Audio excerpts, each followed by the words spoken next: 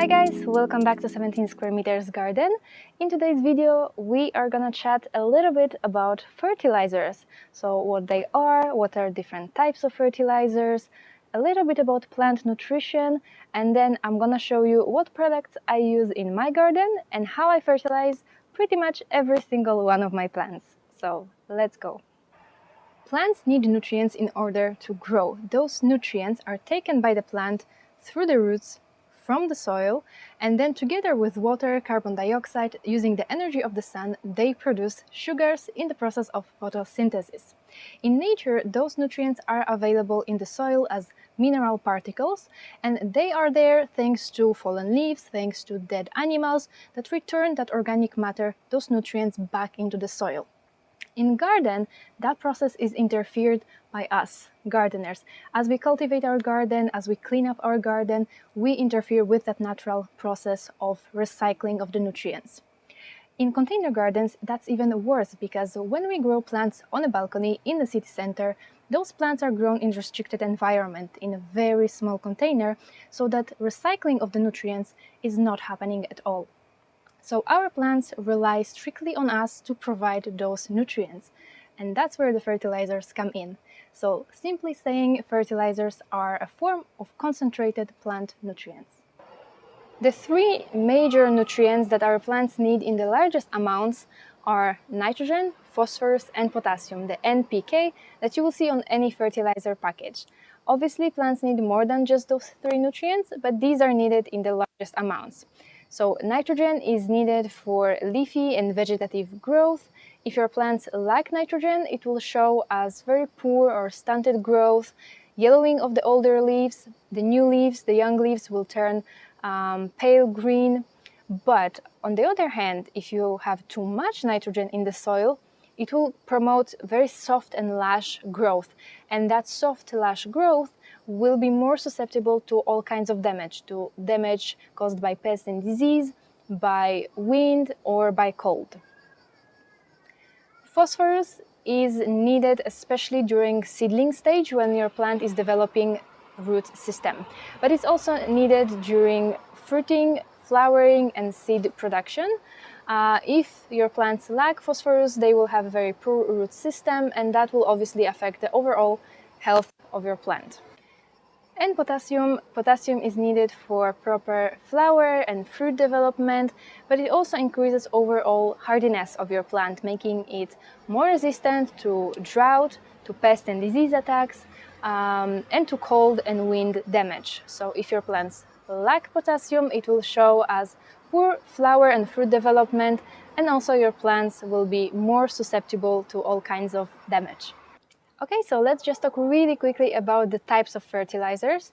There are organic fertilizers and there are inorganic fertilizers. Organic fertilizers are derived from plant and animal material.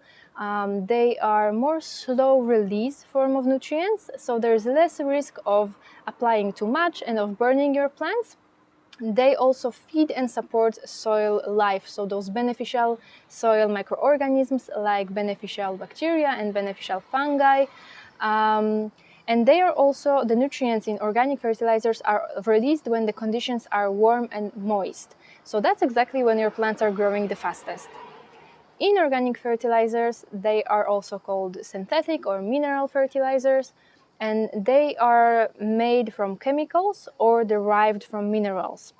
The advantage of using mineral fertilizers is that they are not temperature dependent, so the nutrients are immediately available for your plant uptake. But that also carries the risk that you will apply too much and you're gonna burn your plant roots. Some other disadvantages are that they increase soil salinity, so they actually kill those beneficial soil microorganisms instead of supporting them. Another thing is that if you garden on a patio or on a terrace and you keep applying too much fertilizer, too much mineral fertilizer, that mineral fertilizer can leach out to the soil beneath, like in a real garden situation when your pots are standing on top of soil. It can leach out and it can contaminate the ground below, and you can have a buildup of toxins in your soil, in your garden, from overdosing mineral fertilizers. This is not going to happen if you use organic fertilizer, because organic fertilizer is biodegradable. And those two types of fertilizers are available obviously under different forms. You can buy them as liquid fertilizers that you dilute in water and then you water them onto the soil. You can buy them as foliar feeds, so you also dilute them with water but then you spray them onto the leaves of your plants. You can buy them as granulated fertilizers that you can either put on top of soil or mix with your potting mix at the planting time. And also there are control release fertilizers. These are specially formulated fertilizers that will release nutrients slowly over a period of time. Okay, and now probably the most important question: when should I fertilize, how often, and how much fertilizer should I give? When should you fertilize? From spring through summer. It will depend on your climate when in spring you will start fertilizing, but when you see that your plants are waking up and the weather is warming up, that's when you start fertilizing. If you live in a very cold climate, you may start to fertilize maybe in April or in May, but if you live in a milder climate, you may start to fertilize already in March if the weather is warm and the plants are growing. When the temperatures start to drop at the beginning of autumn, that's when you stop fertilizing. In winter, most plants don't need fertilizer, even if they are winter flowering plants. How much fertilizer and how often will really depend on the type of fertilizer that you use, so you should always follow the recommendations on the fertilizer package. Because if you are using, let's say, mineral liquid fertilizers, the package may say that you need to fertilize once a week. But with organic fertilizers, the package may say that you fertilize each time you water your plants. If you use granulated fertilizer, usually we apply those in the spring and then another application sometime in summer. So it really depends on the type of fertilizer, so always follow the recommendations. Okay, you guys, enough theory. Let's start talking about the fertilizers that I use and my fertilizing routine. I know that the theory can be really boring, but I think it's important to also explain a little bit more about what fertilizers are, what do those nutrients are for, so that you have a better understanding of it all and you can make a better decision of what fertilizers you need and what will be best suitable for your garden. So let's jump to my fertilizing routine. Here are all the products that I use. I choose a brand Playgrown because I think that they are, well, simply the best on the European market. They are available in many countries of the world, but I know that from you guys, because I read your comments, that they are not available, for example, in Canada or in the United States or in other places in the world. And you guys often ask me, what else do I recommend?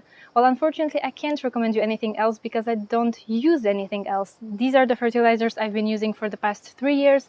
I have amazing results with them. And also, I don't live, in India or in the United States or in Canada.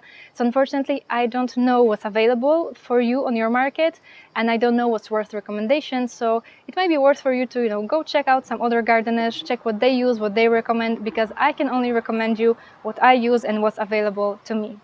So Playground is my absolute favorite brand. I recommended it to everyone that I know. I recommended them to my grandmother. My grandmother is a gardener with 50 years of experience, and that's actually really funny because when she started using Playground, she called me 2 weeks later saying, "What are those products? There's magic happening in my garden. My plants doubled in size."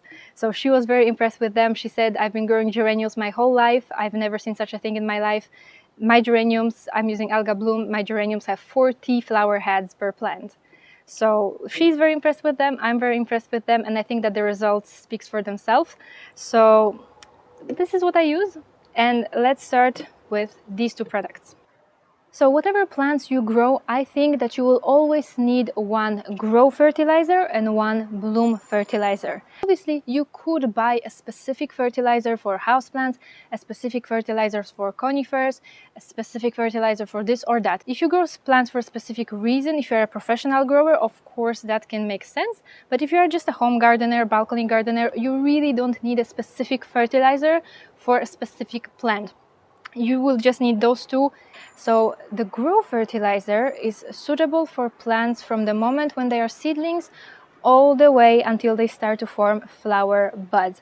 Because you remember at the beginning when I spoke about those nutrients and what they do in plants, what they are needed for, we spoke about nitrogen, how it's needed for the leafy growth, for vegetative growth, for when plant is developing. That's why the grow fertilizer, and this particular one, has an NPK ratio of 4:4. It means it contains 4% nitrogen, 2% phosphorus and 4% potassium. So it's a ratio of nutrients that is adapted for your plants when they are growing, when they are developing. And then when your plant starts to produce flower buds, you switch to Alga Bloom or to any other fertilizer for the flowering phase, because this fertilizer has NPK ratio of 3:5. So it means it has 3% nitrogen, 2% phosphorus and 5% potassium. So the nutrients are adapted to what your plant needs once it starts to produce flower or once it produces fruits. So these two fertilizers are organic fertilizers, and why I love them so much, because they also contain algae extracts, which are really great for your plants. They improve plant resistance. They also contain amino acids. They improve the leaf and fruit quality. So these are two fertilizers. These are the base, let's say, of my fertilizing routine. All of these are just boosters or enhancers. So Green Sensation is a multifunctional product. It has an NPK ratio of 0 to 9 to 10. So it doesn't contain any nitrogen, but it has a lot of phosphorus and potassium. It's a very highly concentrated booster, and it improves flowering, it improves resistance, it improves soil and yield. So you can use it for your ornamental plants, you can use it for your vegetable and fruit garden. So how I like to use it, I mix it with Alga Bloom just a little bit, because it's a really as I said, it's highly concentrated booster, so you really don't need a lot, you just need a little bit. So I mix a little bit of Green Sensation with Alga Bloom, and I use it for all of my flowering plants. Okay, another additive that I use is called Power Roots. The NPK ratio here is 0:0.2. It is a root strengthening additive based on potassium, and as we said before, potassium helps with a lot of things in plant. It helps to strengthen plant tissues, making plants more resistant to cold, to wind, to pest and disease attacks. So this product also contains humic acid, which helps with branching out of the root system. So more roots we have, better nutrient uptake, and therefore bigger and stronger plant. It also has algae extracts and other vitamins. So the way you could use this product is, first of all, on your seedlings to help them develop healthy, strong root system. You can use it for your plants when you transplant them to eliminate transplant shock and to promote healthy new root development. You can also use it when your plants are under attack. So if you're struggling with some pest or disease, you can give your plants a little booster of potassium to help them, withstand those attacks better. The way I love to use it is in autumn to prepare my more tender plants for winter, because potassium helps to strengthen plant tissues, making the plant more resistant to cold temperatures and frost. And the last additive that I use is this small bottle of Sugar Royal. I've used Sugar Royal 2 years ago. Then I did not use it last year, and this year I came back to using it because I realized what difference it makes. It is a flavor and aroma enhancer. It enhances the flavor and aroma of your fruits and vegetables.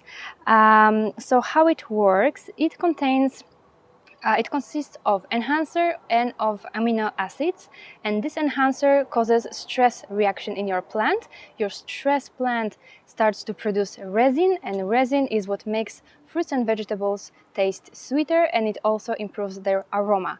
But don't worry, because when I said that it's gonna stress your plant, it's not gonna harm your plant in any way. It also contains amino acids, and those amino acids help your plant manage that stress and make your plant more resistant to that stress. So don't worry, this is not gonna harm your plant in any way, quite the opposite. It makes such a difference. I use it for my blueberries, for my alpine strawberries, and they produce a really large fruit. The fruit smells absolutely amazing and they are so sweet. You don't really need a lot of it. It's a highly concentrated product, so you just need a little drop of it, but that little drop makes really a huge difference. Okay, so how does it work in practice? We are gonna start with Alga Grow. Alga Grow is a fertilizer for the growth phase.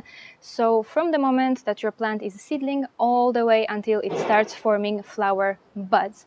So I'm using it for seedlings, for young plants, for evergreen plants, conifers, for all the non-flowering plants. But even if I have a plant that theoretically is a plant that's gonna flower, but it's not flowering yet, I'm gonna use Alga Grow. Okay, so I brought my biennial seedlings here, biennial plants seedlings here to say a few words about fertilizing seedlings.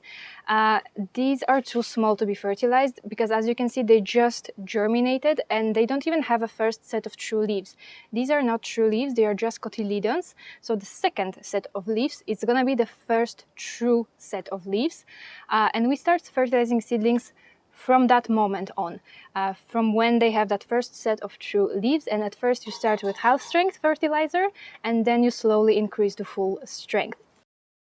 So as you can see in this corner, we have a lot of leafy plants. All of those leafy plants are getting Alga Grow because they are in the growth phase. But as you can see, my hostas, they just started to bloom. You can see some bloom stalks. So up until now, I was giving them Alga Grow because they were just growing. But now that they started to produce bloom stalks, I'm gonna be switching to Alga Bloom.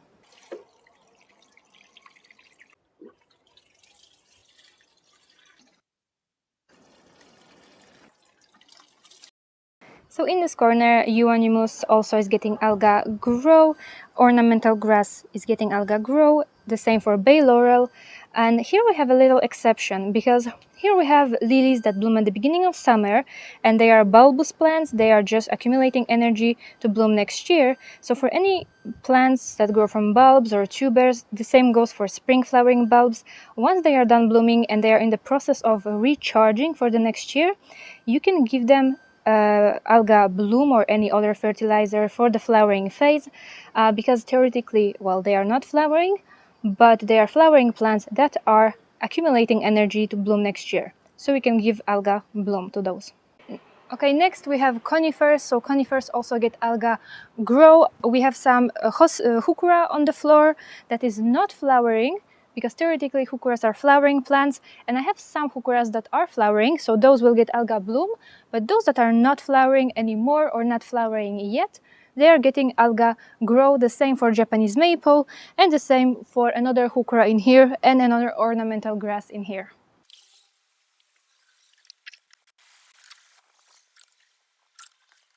Okay, so here Ivy topiary is also getting Alga Grow. And the same for the heuchera who is behind. It's not flowering, so Alga Grow. Here, Japanese maple, again Alga Grow, heuchera.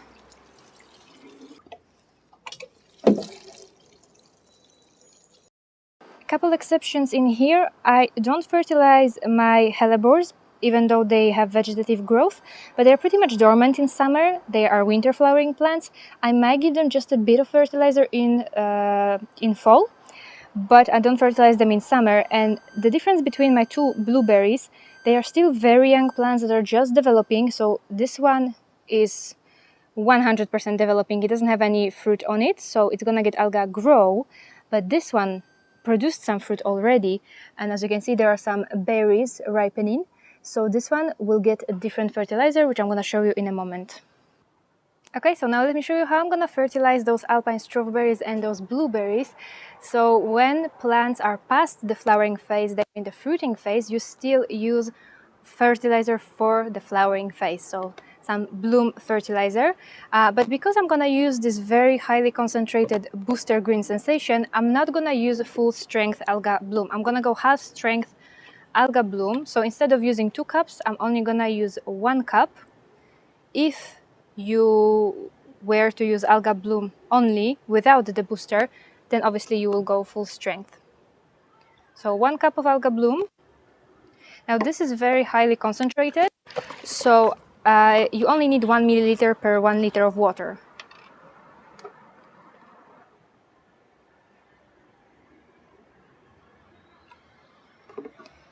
And then I'm gonna use a bit of this flavor and aroma enhancer.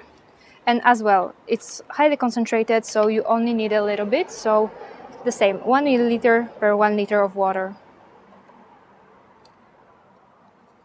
In fact, to be honest with you, you could even skip alga bloom at this stage. Once your plant is already producing fruit, you can totally just use the green sensation and the sugar royale together, because these two are so powerful that they are pretty much all you need. So you don't even have to use the organic base fertilizer. The two boosters will do a great job just on their own.